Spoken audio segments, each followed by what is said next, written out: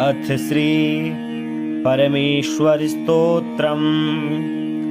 जगदीश सुधीश भवेश विभो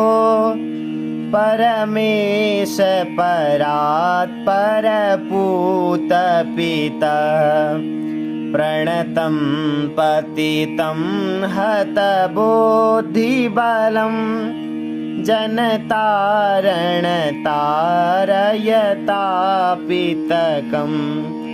गुणहीन सुदीन मलिनमतिं त्वयि पातरि दातरि चापरितं तमसा रजसा वृतवृत्तिमिमं जनतारण तारयतापितकं मम जीवनमीनमिमं पतितं मरुघोर भुविः भुविः महो करुणाब्धिचलोर्मिजलानयनं जनतारण तारयतापितकं भववारण कर्म ततो भवसिन्धुजले शिवमग्नमतः करुणाञ्च समर्प्य त्वरिं त्वरितं जनतारण तारयतापितकम् अतिनाशय जनुर्मम पुण्यरोचे दुरितौघभरे परिपूर्णभुव सुजघन्यमगण्यमपुण्यरोचिं जनतारण तारयतापितकं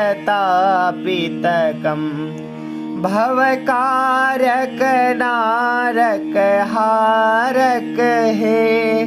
भवतारक पातक दारक हे हर शंकर किंकर कर्मचयं जनतारण तारयतापितकं त्रिषितश्चरमस्मि सुधां हितमे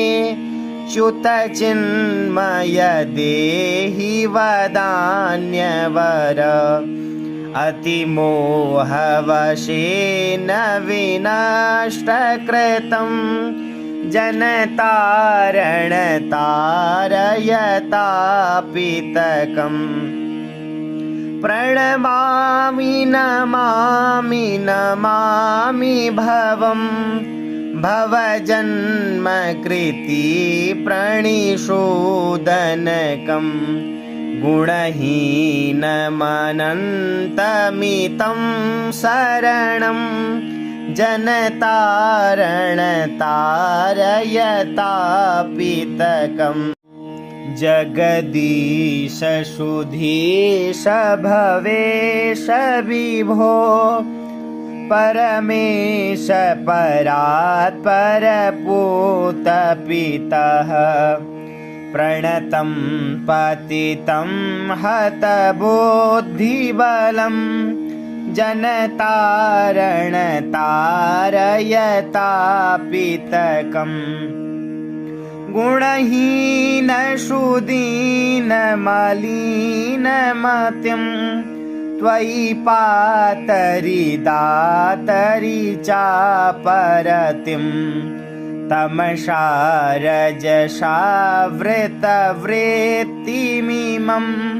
जनतारण तारयतापितकं मम जीवनमीनमिमं पतितं मरुघोर भुविः सुविः महो करुणाब्धिचलोर्मिजलानयनं जनतारण तारयतापितकम् भववारण कारण कर्म ततौ भवसिन्धुजले शिवमग्नमतः करुणाञ्च समर्प्यतरिं त्वरितं जनतारण तारयतापितकम् अतिनाशय जनुर्मम पुण्यरोचे दुरितौघभरे परिपूर्णभुवः सुजघन्यमगण्यमपुण्यरुचिं जनतारण तारयतापितकम् भवकारक नारक हारक हे भवतारक पातक दारक हे हर शंकर किंकर कर्मचयं जनतारण तारयतापितकम् त्रिसितश्चिरमस्मि शोधामहितमे च्युतचिन्मय देहि वदान्यवर अतिमोहवशेन्यविनष्टकृतं जनतारण तारयतापितकम् प्रणमामि नमामि नमामि भवं भवजन्मकृति प्रणिशोदनकं गुणहीनमनन्तमितं शरणं जनतारण तारयतापितकम् जगदीश सुधीश भवेश विभो परमेश परात्परपूतपितः प्रणतं पतितं हतबुद्धिबलं जनतारण तारयतापितकम् गुणहीन सुदीन मलिनमतिं त्वयि पातरि दातरि चापरतिं तमसारजसावृतवृत्तिमिमं जनतारण तारयतापितकम् मम जीवनमीनमिमं पतितं मरुघोरभुविह सुविहमहो करुणाब्धिचलोर्मिजलानयनं जनतारण तारयतापितकम् भववारण कारण कर्म ततौ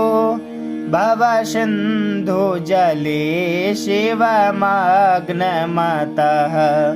करुणाञ्च समर्प्यतरिं त्वरितं जनतारण तारयतापितकम् अतिनाश्य जनुर्मम पुण्यरुचे दुरितौघभरीह परिपूर्णभुवः